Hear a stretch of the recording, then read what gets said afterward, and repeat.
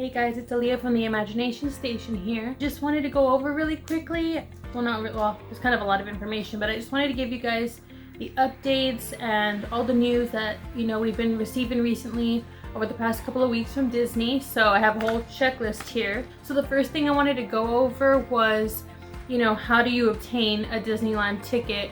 And so you're gonna go ahead, you're gonna go to disneyland.com and make sure first step to do, if you don't already have a Disney account, create a Disney account. If you do have one, log into it first. Once you're logged into that, then it just saves you time, because what I've noticed is, especially for us when we did it the first time through, it'll kick you and then make you go back, and it kind of wastes time for you to log in. So log in just so you get that out of the way. Second step to do, make sure you check what days are available, because right now, since Disney's doing it by capacity, there are certain days that say Disneyland isn't available but California Adventure is. So if you're planning on getting a park hopper, that won't be available on certain days if the park's already reached capacity for those parks.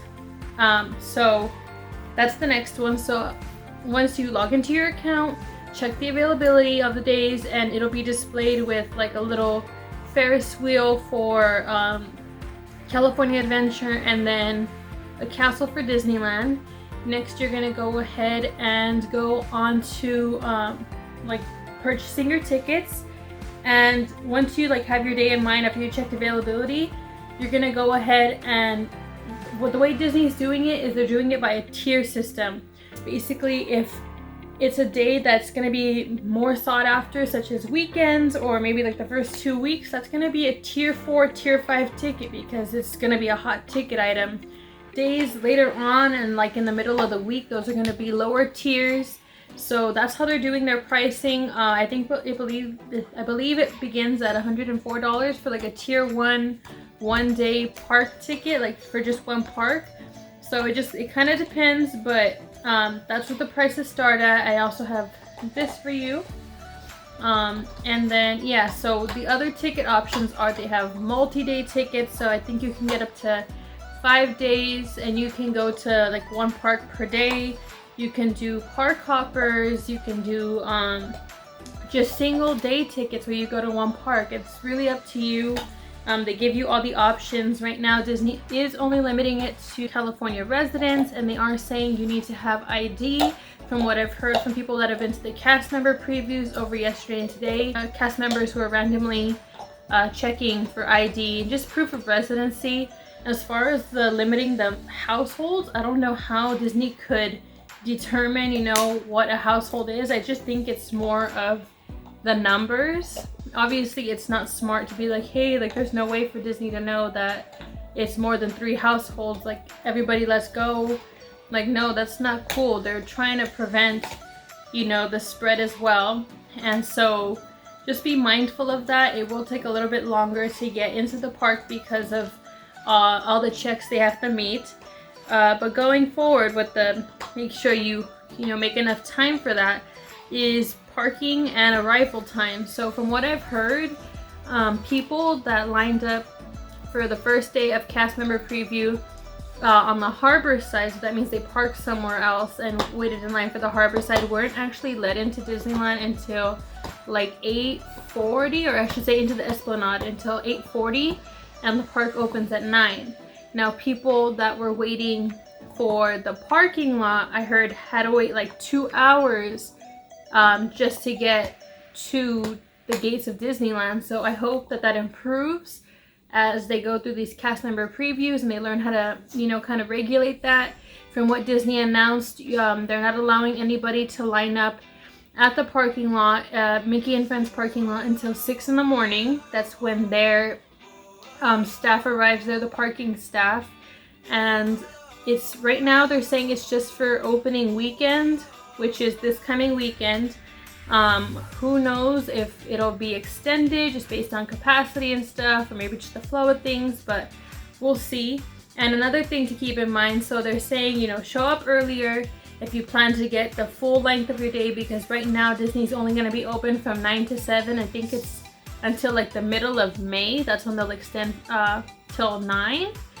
But also keep in mind the trams aren't going to be running, so you're going to have to walk from the parking structure, and that whole tram route, that's going to be your new walk route. So you're going to have to walk to the park, so make sure you keep that in mind as well. And then, so this is another thing. So just because you purchase a ticket doesn't guarantee you entrance into the park. Make sure you purchase your ticket, and then as soon as you get that confirmation, like congratulations, you purchased your ticket, you have to make a reservation. So make sure you confirm your reservation for that day that you had checked previously for, and reserve the day that you want. And then you need that reservation as well as your confirmation that you purchased your ticket to get into the park, because you can't show up with just purchasing a ticket and saying, hey, I was gonna come to California Adventure today, look, here's proof I bought a ticket, because they're gonna say, well, we already met capacity for California Adventure. If you don't have a reservation, you're not gonna get in. Social distancing procedures are for rides. From what I've seen, Haunted Mansion right now is doing it by groups, so they allow 5 groups into the elevator at a time. If the line gets too long, social distance in the queue, they kind of cut off the line and say, hey, come back in 30 minutes, and then we'll let you, try to come back in. But yeah, what they were also saying from cast member preview is, say you had a party of 10 people, that still counts as one group. So it kind of sucks for people that are smaller groups, but at the same time, I guess if you're going with a big family, it's better for you because they won't split you guys up. But yeah, it'll be 5 parties in that elevator going down, and then they'll let the next 5 parties go. The Disneyland Railway is really short-staffed right now as far as engineers go. So what they've been saying is that the Disneyland Railroad closes at 3 p.m. Don't expect to get on it and be like the last group to get on at 3 p.m. because they said that most likely you want to get on there maybe like at 2 if you want to be one of the last rides of the day, because they just don't let people get on after 3. It's like, that's it, once we're done, we're done. Another thing that they're doing is for rides such as Star Tours and Soarin' Around the World, they are putting booster seats with plexiglass to divide you in the rows, so you don't have to worry about that. You'll be divided there. And then also in a lot of the rides, actually all of the rides, all the queues have plexiglass and you're separated, so you'll never really make contact with anybody as long as you keep like that 6 feet from the party ahead and behind you, and then the dividers will keep you guys separated. So I thought that was another cool plus from Disney. Like, that's good of them, good on their part.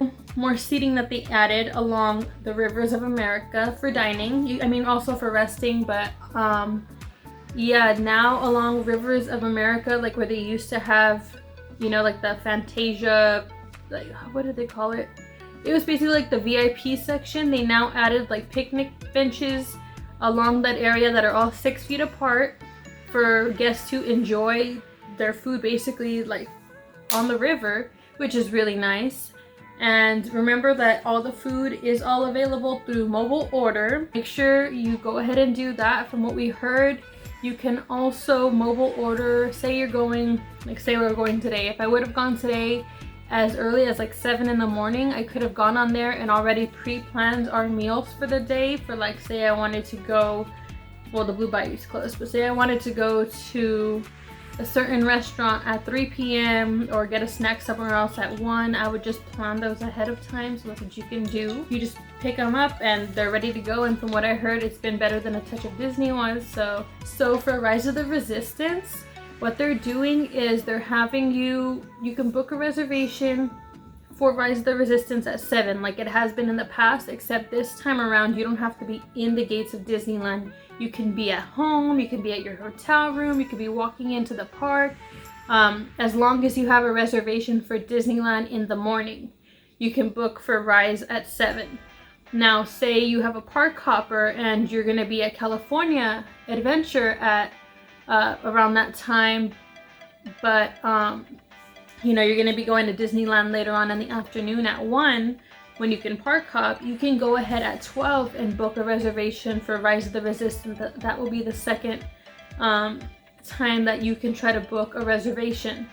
So that's a plus, and what I heard is it also makes like the process easier for you to park hop if you're able to get a Rise reservation for the 12 o'clock hours. So that's something else to keep in mind. And yeah, that's pretty much it. I just wanted to give you guys all the information, just keep you guys up to date. If you have any questions, you know, please feel free to comment below. I'll try to answer them as best to my ability. And yeah, so remember guys to like, comment, subscribe.